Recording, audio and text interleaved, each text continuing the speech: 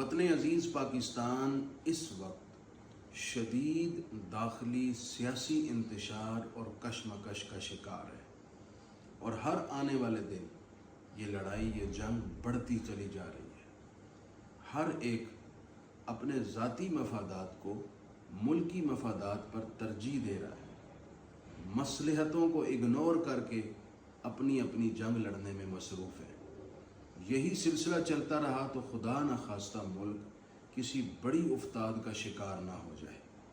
मैं आज दरख्वास्त करना चाह रहा हूँ, ये वक्त नहीं है, बहुत सारे चैलेंजेस हैं।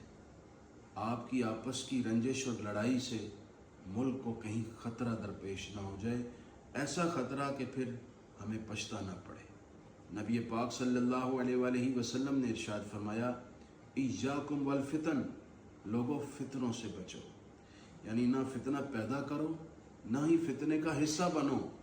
फ़इन्नल लिसाना फ़ीहा मिस्लु वक़इस सैफ़, फितने के दौरान ज़बान तलवार से भी ज़्यादा बदतर किरदार अदा करती है। आज हम देख रहे हैं गोली से ज़्यादा वो पोस्टें नुकसान कर रही हैं जिन पोस्टों में ज़बानें हमें चलती नज़र आती हैं और मुल्की मफादात के ख़िलाफ़ पोस्टें होती हैं।